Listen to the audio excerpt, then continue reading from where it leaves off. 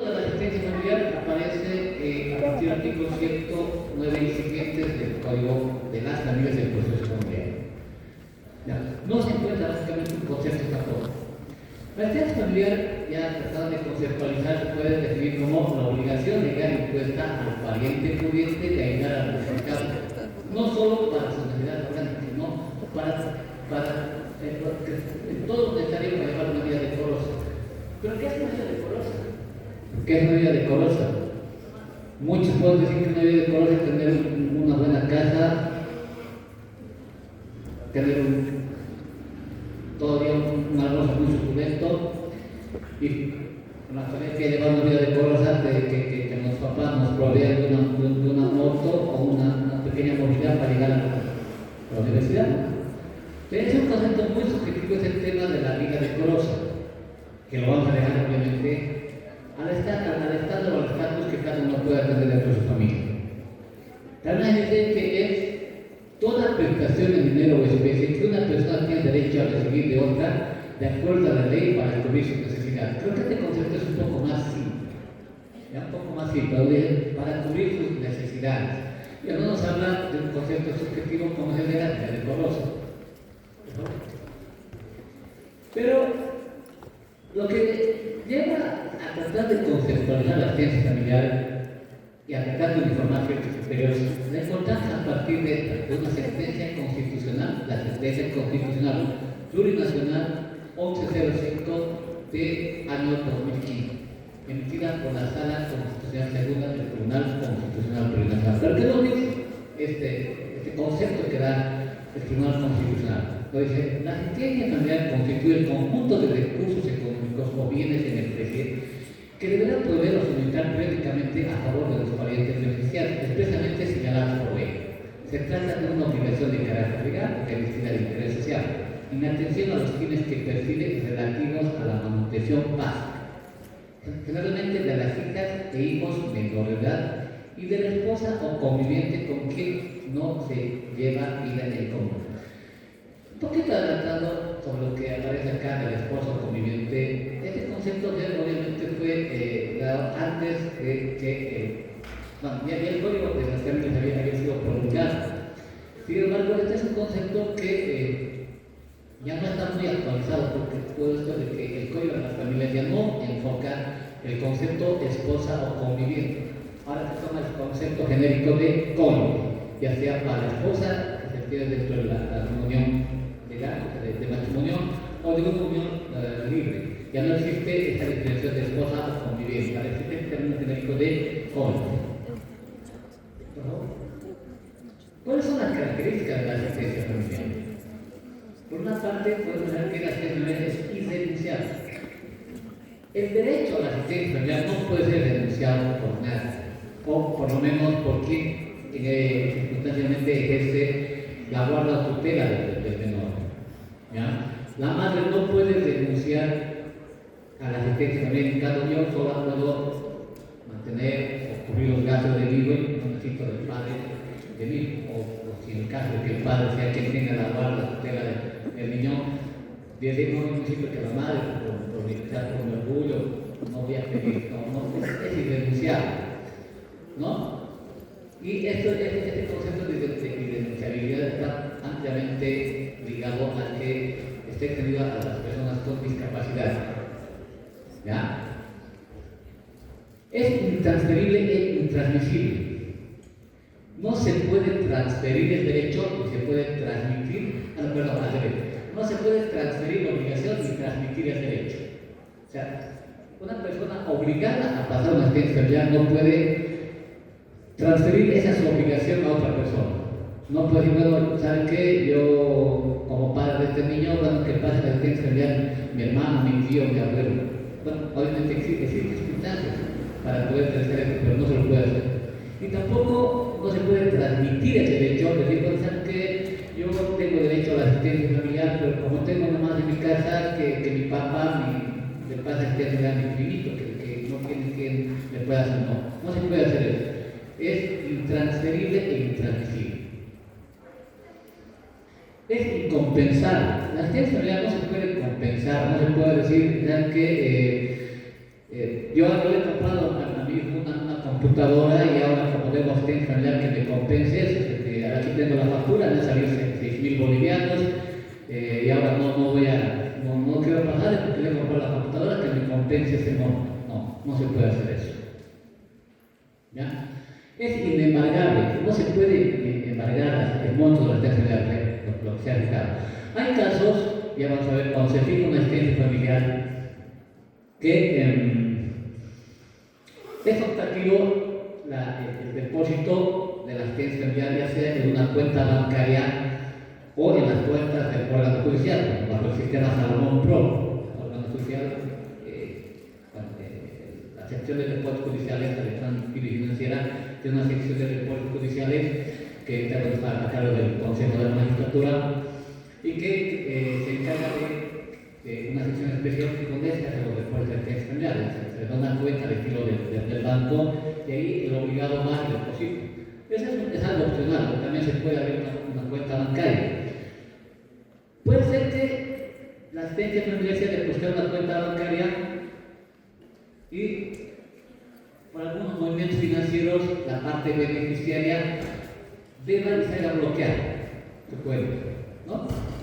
Y quieran bloquear o embargar esa cuenta de asistencia familiar. No se puede bloquear, no se puede embargar esa cuenta bancaria, pero solo en lo relativo a lo que es esa cuenta de asistencia familiar. Bueno, excepcionalmente se puede transferir, señalar montos de asistencia familiar en favor de instituciones o estamentos privados que suministren asistencia a la persona beneficiaria. Ejemplo, puede ser que algún niño adolescente sea internado, no sé cómo se termina, ¿no? Dialogar a vuelta, inicia una asistencia familiar por intermedio de CRGs al padre del niño. El niño dice, ¿sabes qué? El padre no puedo tener a mí, ya que indisciplinado, que yo solo no puedo, normalmente la mamá falleció y no puedo. No puedo con ellos y le interna a vuelta. Y la vuelta por intermedio de CRGs de banco. Plantea una asistencia familiar al padre y el padre realmente va a hacer que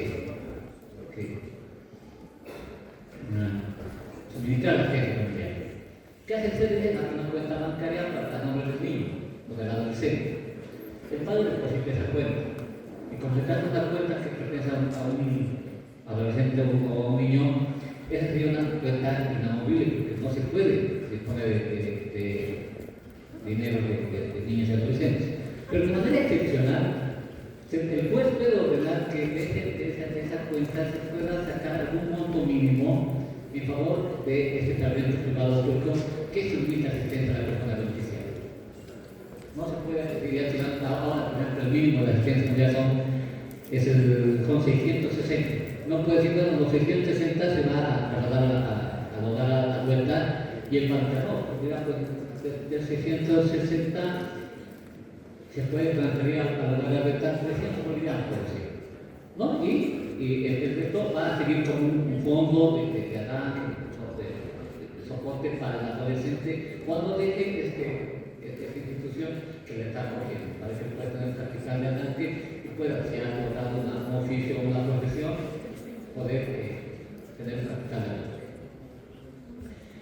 Como hemos dicho, esta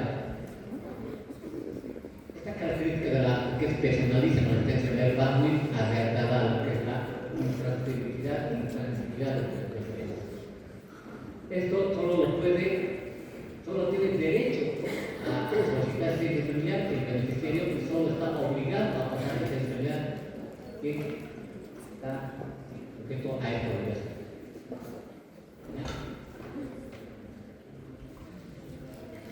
Es circunstancial y variable. La asistencia familiar, cuando se fija, no queda ahí. Es como el concepto de derecho, donde por la cosa juzgada formal y la cosa juzgada material. La resolución de la asistencia familiar tiene una característica de ser una cosa juzgada formal, siempre es variable, siempre puede modificarse. ¿Ya? ¿Por qué? Porque las circunstancias pueden variar. por decirles, si la asistencia familiar, conforme a la norma legal, se debe fijar el artículo 116, nos dice que la asistencia familiar no puede ser inferior al 20% del salario mínimo nacional. En la actualidad, el salario mínimo nacional es de 3.300, si no me equivoco, el 20% y es 660.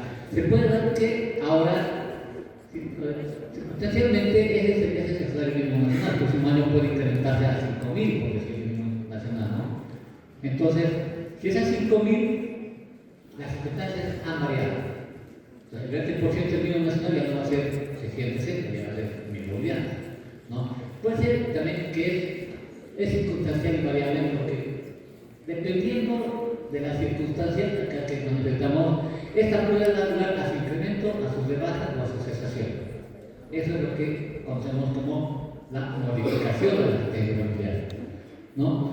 Como señala acá, la asistencia familiar se puede fijar hasta la mayoría de edad y de manera excepcional hasta los 25 años, solo para que la persona que es beneficiaria pueda adquirir una profesión o un oficio socialmente útil. ¿Ya? Es imprescriptible como derecho. El derecho a la asistencia familiar no prescribe. ¿Ya? Si la madre del beneficiario puede solicitar en cualquier momento hasta que él cumpla los 18 años. Incluso el mismo beneficiario cumplir los 18 años puede solicitar su asistencia familiar para que hasta poder llegar a sus 25 años, ¿no? Pero acá aparece lo interesante. Es imprescriptible como derecho, pero sí prescribe en cuanto a su cobro. Resulta que la sentencia constitucional 506, quebrada en 2016, es de la sala 3, perdón, de la sala 3 del Tribunal Constitucional, de 3 de mayo del año 2016, señala que el cobro de una asistencia familiar puede prescribir en 5 años desde que el beneficiario cumplió su mayoría de edad o pueda procurar su sustento. O si no se reclamó su pago una vez cumplir sus 25 años. ¿Ya? Muchas veces se da el caso real de que permiten que se acumule la asistencia familiar, no son 600 bolivianos por mes, no dejan más que pase. Y el beneficiario llega a sus 18 años, muy mayor de edad, y pretende hacer una planilla de liquidación a sus 23 años. ¿Ya? El obligado puede alegar prescripción de cobro porque cumplidos sus 18 años, no ha cobrado a los 5 años del mismo, ya no se adeuda. Pero solamente va a prescribir esos 5 años que no cobró de su mayoría de edad hasta sus 23 años. Lo de atrás va a poder seguir cobrándolo. ¿Ya? O, caso contrario, si el beneficiario ya cumplió sus 25 años y existe una planilla pendiente, no la ha cobrado hasta que cumplió 30 años, entonces también les piden este cobro, esa planilla. Como digo, como derecho no es imprescriptible, pero en cuanto a su cobro, sí puede prescribir. ¿Cuáles son las formas de prestar la asistencia familiar? En dinero, que es lo más común, y en especie, que es de manera excepcional. En dinero, manera de circulación común, se le puede hacer, como ya lo manifesté, en cuentas del órgano judicial, de poder judiciales, mediante el sistema Salomón Pro, o en especie, ya sea tratando de monetizar la asistencia familiar, por decirles, bueno, ya voy a proveer, voy a proveer dos bolsas de pañales, voy a proveer, no sé, 5 latas de leche maternizada, todo eso, tratar de monetizar. Por lo común, esta forma de dar en especie no es tan usual, porque depende, no se puede en una sentencia de asistencia familiar señalar cuál va a ser la calidad de lo que se va a dar, pues yo voy a dar sí, tres bolas de pañal, pero ¿de qué marca? O sea, Aguetapas, Pampers, ¿no? Puede variar los costos. O voy a dar leche maternizada, por ejemplo, de verdad, S26, Morinaga, no sé qué más habrá de la otra padres de años. ¿No? Ahí está la variación del tema de muchas veces no se acepta en especie porque no se puede hacer una monetización, una cuantificación de cuál va a ser realmente lo que se va a poder fijar. ¿Ya? Pero la norma dice que se puede prestar, puede ser prestada la asistencia media, ya que el dinero es una especie. El tema de la especie va a depender mucho de la aceptación de la parte beneficiaria, de que quien ejerce la guarda o la tutela del beneficiario pueda aceptar.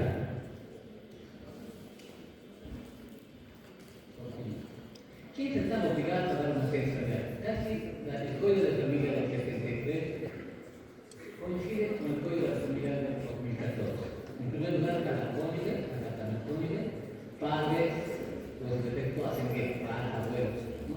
Solo falta los ascendientes, abuelos, pueden hacer solo la inocencia o la falta del padre. Acá, padre, madre, pues sí, acá,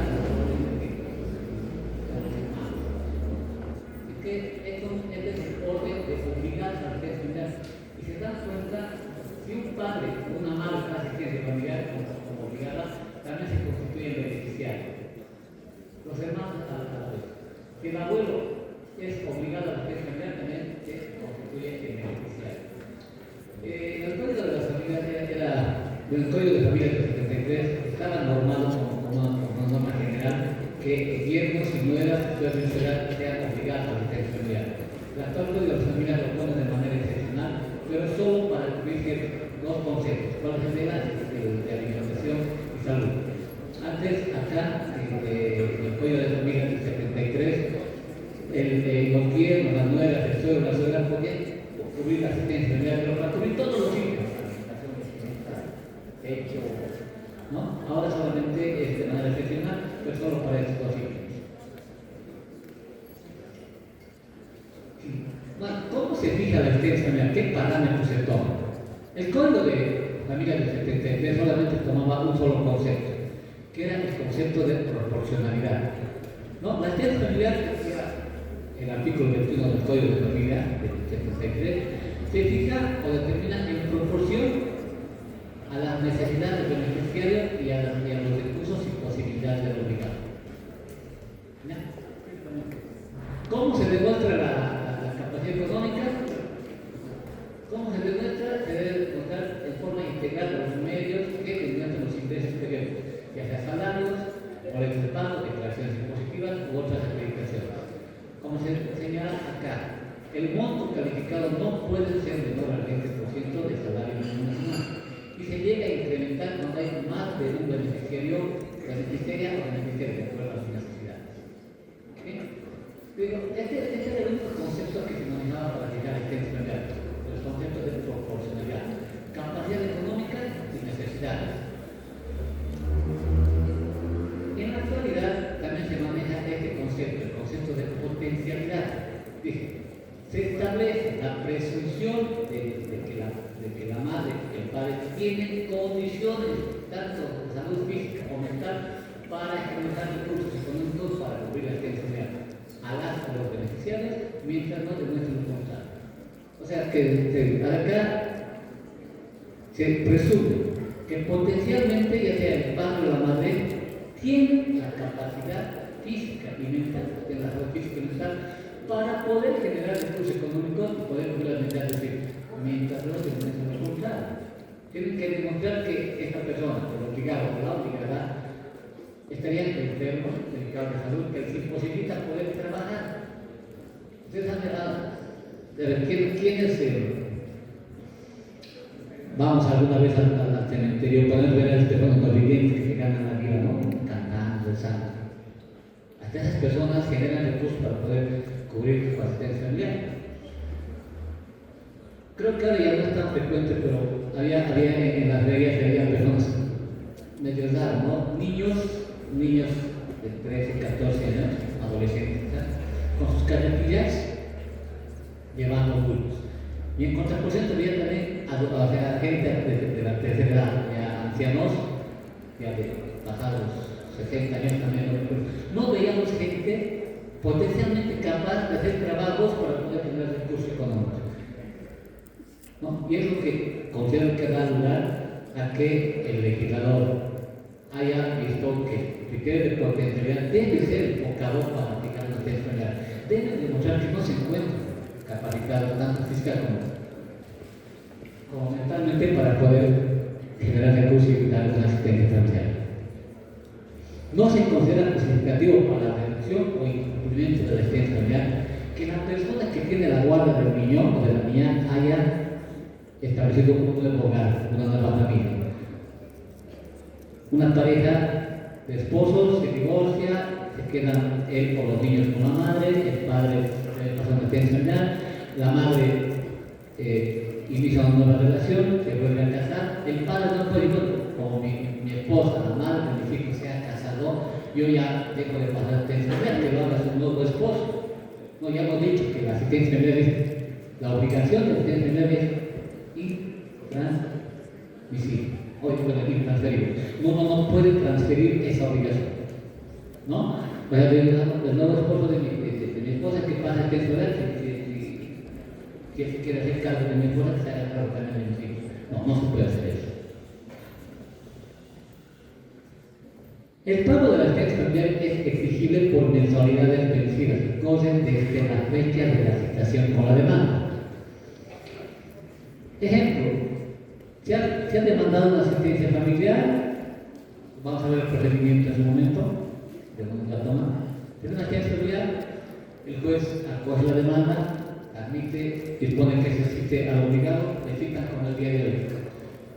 El obligado, hoy 28 de mayo, esté citado, ya sea en su domicilio, de la forma de citación, responde a la demanda, responde a la demanda, y le fijan una audiencia, por decir, para el 30 de junio.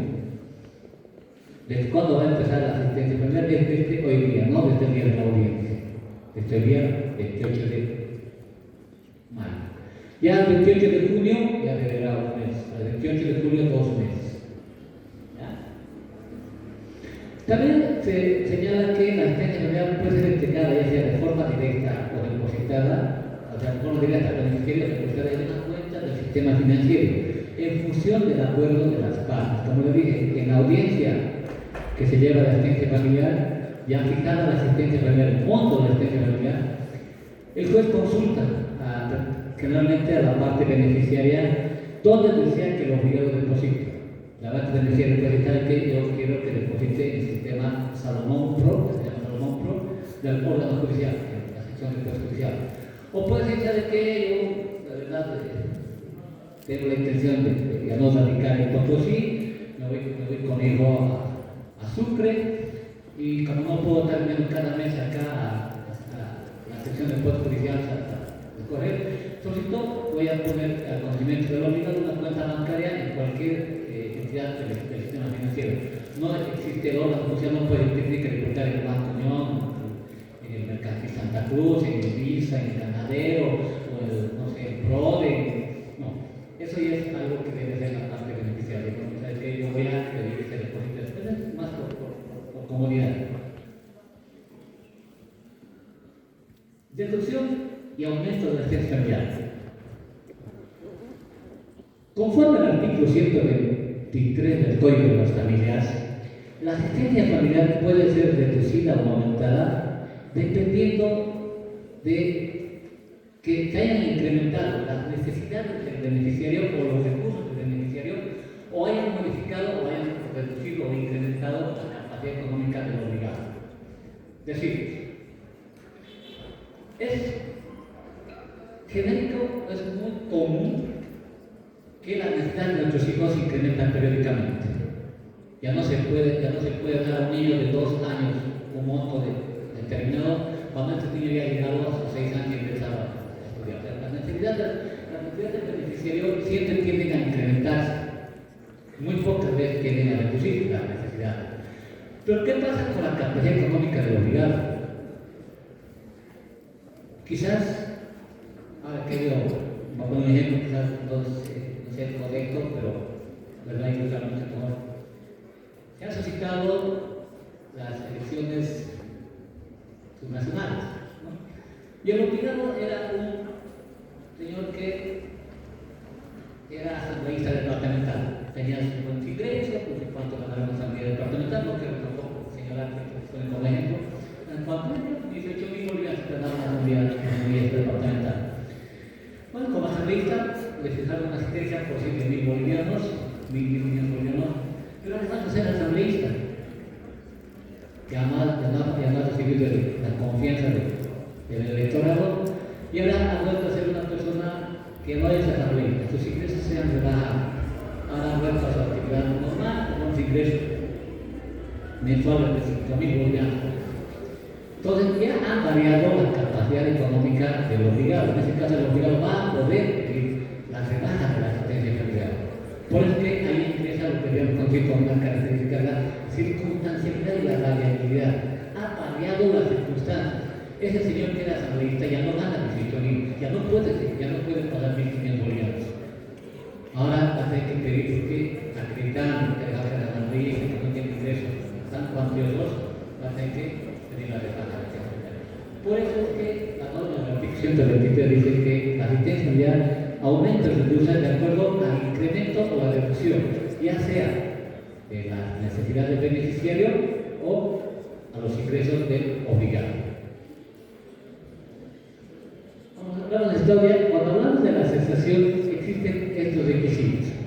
Cesa la obligación de asistencia familiar cuando la persona obligada se halla en imposibilidad de cumplirla, por lo que la obligación pasa a la siguiente persona en orden para cumplirla. Puede ser que el obligado haya estado pasando una asistencia familiar mínima de 660 bolivianos, pero su situación haya sido tan álgida que se dejó atrapar por la bebida. Se convirtió en una persona totalmente dependiente de la bebida, y ni siquiera puede generar sus propios recursos, no va a poder generar recursos para sus hijos o hijos. En ese caso, esta persona se ve imposibilitada de poder cumplir la asistencia familiar. En ese caso, va a cesar la asistencia familiar y va a pasar a la persona siguiente en orden señalada por el artículo 112 del Código de Familias. Cónyuge, cuando no pasa con el cónyuge, quien sigue, padre o madre. Si el padre no puede, cuando la madre ya está bajo la guarda, no va a pasar ya una asistencia familiar, porque se supone que ya cumple con la sola guarda y tenencia del niño con cubrir la necesidad de él. Si este beneficiario tiene hermanos mayores, pues son los hermanos los que van a cubrir la asistencia familiar del beneficiario. Si no tiene hermanos mayores que generen recursos, va a pasar a los abuelos. Primero aquí, a los abuelos paternos, porque el obligado era el padre, ¿no? Si no pudiese, sustancialmente, los abuelos paternos pasarán a los abuelos maternos. ¿Ya? Otra causa para la cesación de asistencia familiar. Otra causa, cuando las personas beneficiarias ya no la necesitan. También cesa la asistencia familiar cuando la persona beneficiaria ya no la necesita. Pero, ¿qué pasa? Yo beneficiario me he titulado ya a los 23, 24 años, ya no necesito que mi papá me siga pasando asistencia familiar. Yo ya me he titulado, soy abogado y voy a poder más generar mi propio recurso. Entonces, en este caso, ¿qué hago? Mi papá va a pedir la cesación de asistencia familiar. Sería algo inaudito y hasta vergonzoso que siga pidiendo asistencia familiar cuando habría llegado a poder generar mi propio recurso. Cuando las personas beneficiarias incurran en una causal de invisibilidad, aunque no sean herederas o herederas de la persona obligada. Ustedes saben que las causales de indignidad del buen derecho sucesorio están previstas en el artículo 1009 del Código Civil. Entonces, uno va a esa causal, haber intentado atentar contra la vida, ya sea del obligado, de la cónyuge o de sus descendientes, no de la causal. Si se acredita una causal de indignidad, puede cesar la asistencia familiar. Otro, sea declarada judicialmente probada la negación de filiación. Esto a veces es muy recurrente. No, se han dado casos que con este tema de la filiación por indicación prevista en el artículo 15 del Código de las Familias y el artículo 65 del Código de la Constitución Política del Estado, muchas personas, muchas señoritas, damas, han hecho registrar al niño alegando la paternidad de este niño a una persona X, ¿no? Pero sucede que él no es el padre. Y con esa alegación, con esa afiliación, le plantean una asistencia familiar. Ahí se entera este señor que es padre de familia, que es padre de un niño o una niña de calidad. Yo nunca tuve ningún tipo de relación con él. Ya él puede plantear el proceso de negación de filiación o negación de paternidad. Y al estar aprobada la negación de paternidad, porque mediante la prueba científica de ADN se determina que el señor no es el padre del niño o de la niña, entonces en ese caso, con esa sentencia de la negación de filiación, se va a cesación de la asistencia familiar, porque no existe un nexo filial o parental de obligado con él o la beneficiaria. También cesa cuando fallezca la persona obligada o la persona beneficiaria. Eso también tiene que ver mucho con la asistencia familiar en sus características del personalismo. Si fallece la persona obligada, cesa para él la asistencia familiar como obligado. Entonces, si todavía existe la parte beneficiaria que es menor de edad, también hay necesidad de una nueva asistencia familiar, pero a quien le correspondiera o estaría obligado en el orden que se determina por la misma norma. O fallece la persona beneficiaria. Si fallece la persona beneficiaria, no se puede transmitir este derecho a nadie. O sea, fallece la persona beneficiaria y ahí termina la obligación. ¿Cómo se tramita el aumento, la disminución y la asistencia y la cesación de la asistencia familiar? Ahí van a poder ver que la petición de cese, aumento o disminución de asistencia familiar se sustanciará conforme al procedimiento de resolución inmediata, sin que se interrumpa la percepción de la asistencia familiar fijada. El haber planteado una de estas pretensiones de aumento, disminución o cesación no va a paralizar la asistencia familiar, se va a tramitar y la asistencia va a seguir corriendo hasta tanto se dicte una resolución. Y dice que en el caso de cese o disminución regirá desde la fecha de la resolución y en caso de aumento desde la fecha del nuevo voto podrá a partir de la aplicación con esta nueva notificación del aumento. Les dije que la fijación de asistencia familiar corría a partir de la citación con la demanda. Entonces, queriendo hacer un poco de diferenciación, la fijación y el aumento empieza a correr a partir de la citación con la demanda. El cese y la disminución o la demanda rige a partir de la fecha en la que se ha dictado la resolución. ¿Ya? ¿Cuál es el sistema procesal familiar? El artículo 220 nos da cuál es todo el sistema, ¿no? Trata de abreviar el procesor y nos dice que mediante ese tres tipos de procesor, el proceso ordinario, extraordinario y el de resolución inmediata, se tramitarán todos los procesos familiares. Ingresando al tema particular del instituto principal de la asistencia familiar, La asistencia familiar se tramita como un proceso extraordinario. ¿Ya?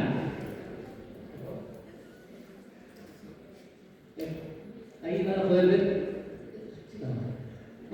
ahí toda la gama de procesos que se presentan.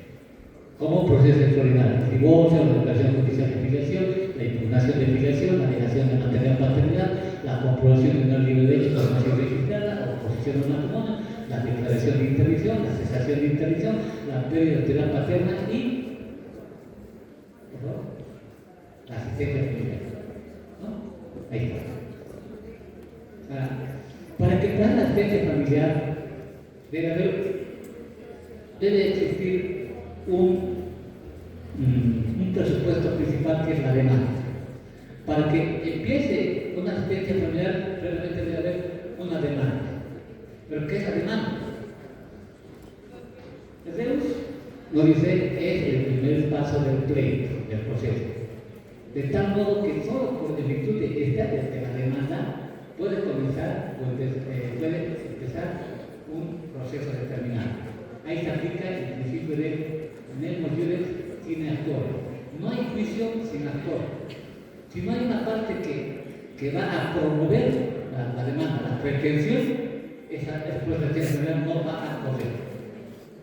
Chiodella, otro paciente italiano, dice que la demanda es el acto con el que el actor demandante, afirmando la existencia de una norma concreta de la ley, en este caso el artículo 109 del Código de la Familiar, que garantiza el derecho, o su derecho a la asistencia familiar, invoca a la autoridad jurisdiccional, en el poder de la familiar, a fin de que la ley sea a todas frente al demandado, a que la ley le obligue al demandador a otorgar una asistencia familiar.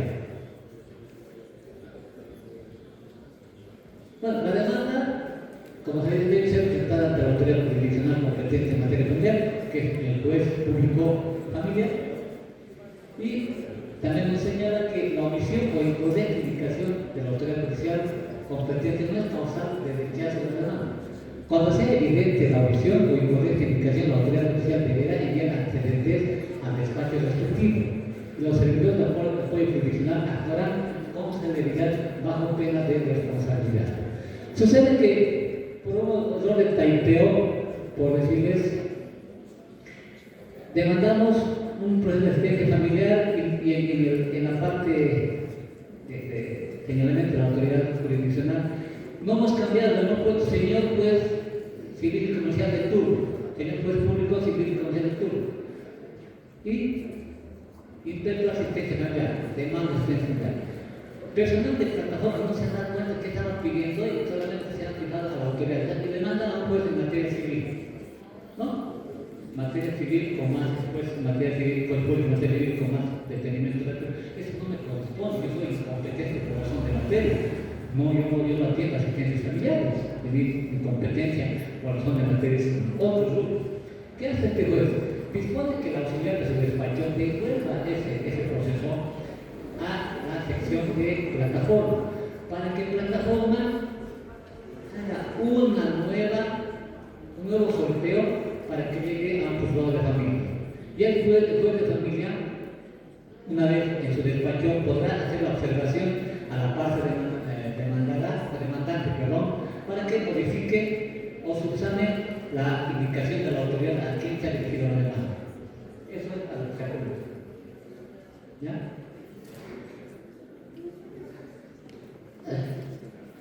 Dice, la demanda no puede ser rechazada por falta de cita o norma legal sustantiva o procesal, cuando de las mismas se puedan deducir conforme a los hechos y las peticiones. Resulta que una persona hace su demanda, va donde el abogado a las actividades del señor juez, yo María López, mayor de edad, soltera, está manifiesto que tuve una relación sentimental con el señor Juan Pérez, de cual esta relación sentimental con el señor Juan Pérez, nació el niño José Manuel Pérez Flores, ¿no?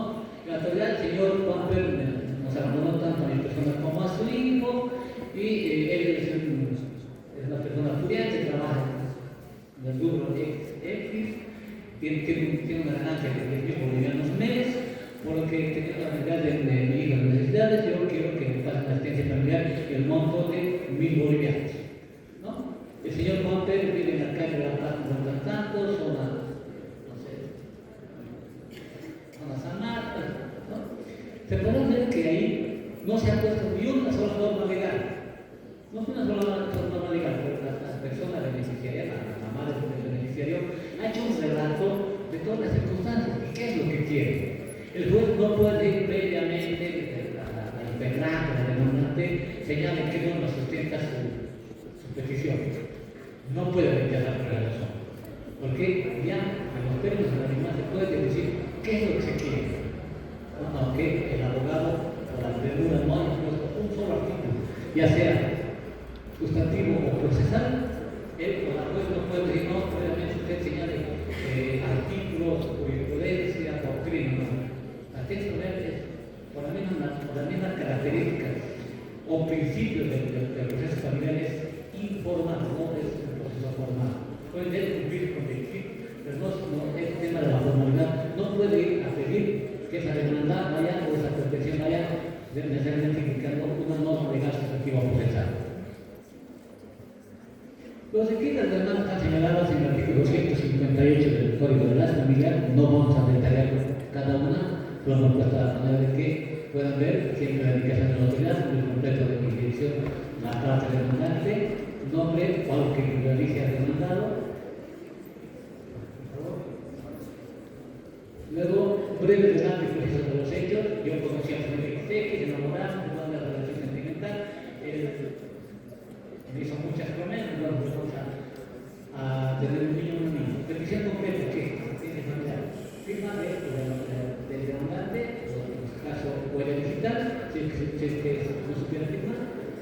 En la demanda se pueden también solicitar medidas cautelares, como que se congelan las cuentas bancarias del obligado, se pudiera solicitar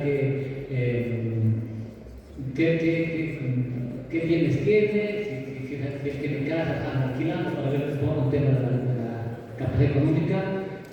Y junto a la demanda necesariamente se debe adjuntar la fotocopia simple de la cédula de identidad de la demandante. No os voy a preguntar, pero le voy a dar la respuesta. ¿Por qué se pide eso? O sea, es muy significante que a la demanda se debe obligatoriamente adjuntar una fotocopia simple de la cédula de identidad de la demandante o la demandante. Es para ver si quien está demandando ya es mayor de edad, si tiene la capacidad jurídica para poder ser sujeto procesal activo del primer proceso. No está, por demás, señalar que hay señoritas que pueden haber llegado a ser mamás siendo menores de edad. Entonces, ellas no pueden demandar si no tienen la capacidad jurídica para poder demandar. En este caso, quien va a demandar es el abuelo o la abuela del beneficiario, que va a asumir la representación de la madre adolescente, en este caso el niño beneficiario. Por eso es que pareciera muy insignificante el tema de pedir obligatoriamente la cédula de identidad. Esa es la finalidad, ¿no?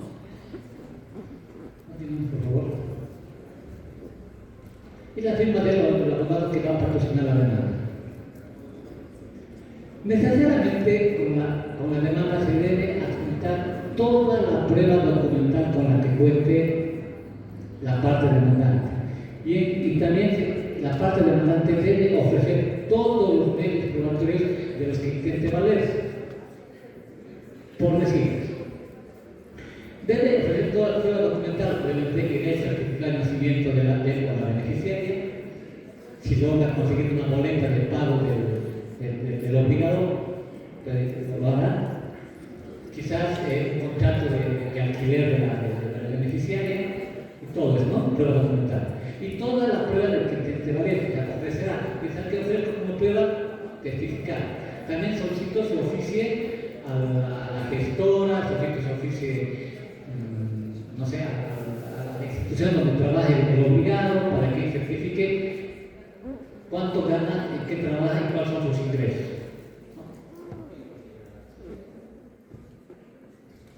Bueno, la prueba que reconoce es la que el documento legal, la prueba documental, la prueba de confesión, que puede ser ofrecida, la prueba pericial, si el caso amerita, la prueba testifical, la prueba de inspección judicial, cuando lleguemos aquí quiero que vea que una inspección judicial donde vea en qué circunstancias vivo yo, en qué circunstancias vive el padre de mi hijo o de mi hija. ¿No?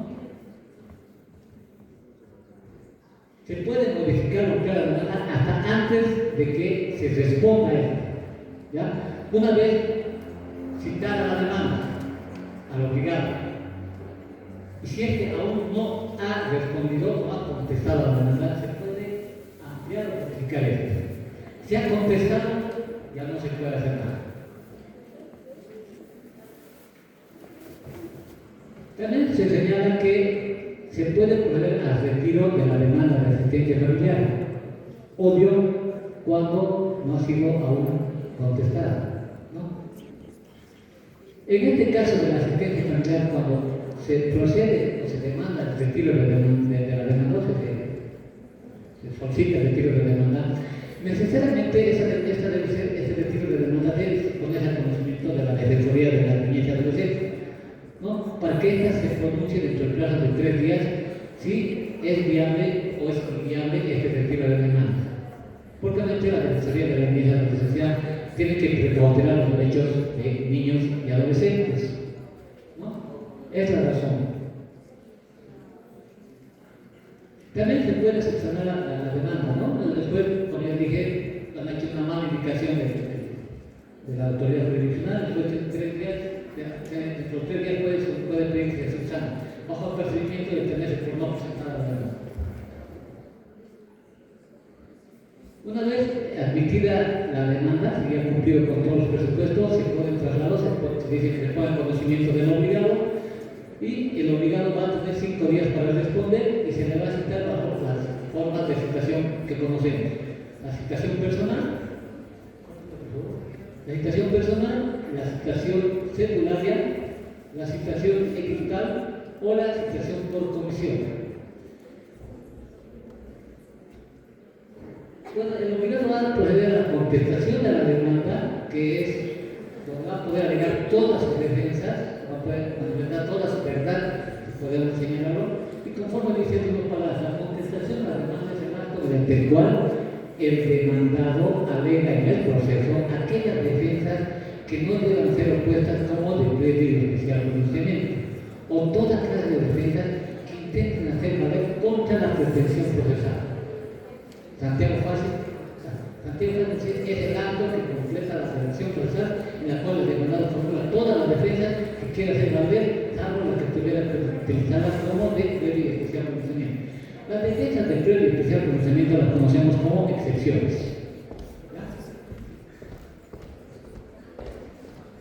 Como dije, la contestación a la demanda debe ser realizada dentro de 5 días y hay también la misma cualidad que la demanda, nombre, fundamento de su defensa y como al igual que con la demanda se debe presentar toda la prueba que van a asumir para su defensa.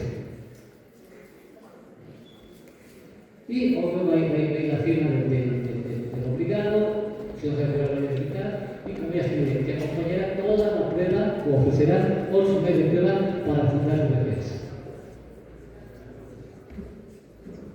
En falta de contestación, en el caso de procesos extraordinarios, se les va a designar un defensor de oficio.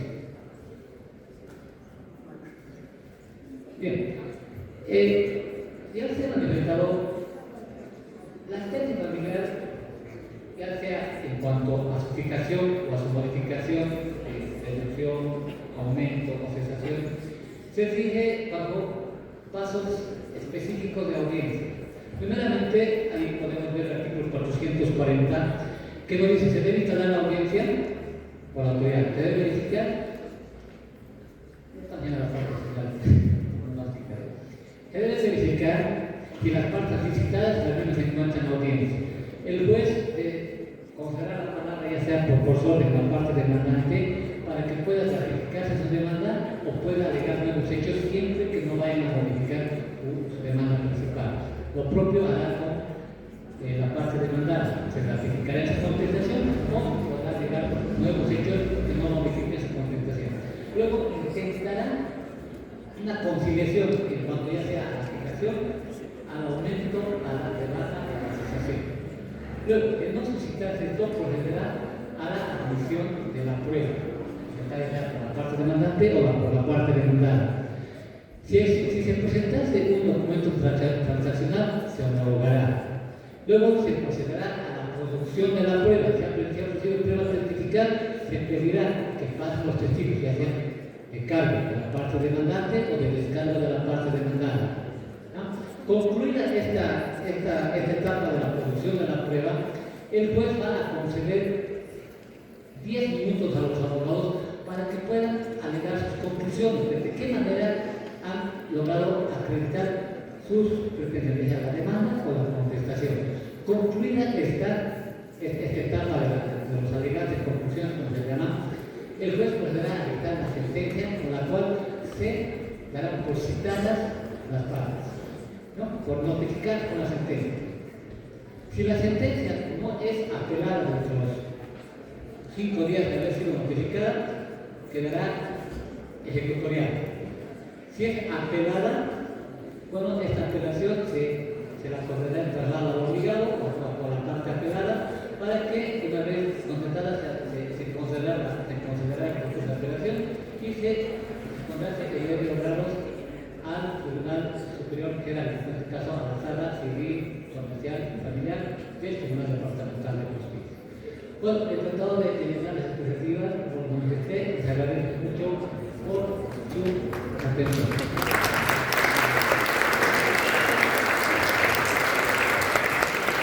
Gracias, doctor.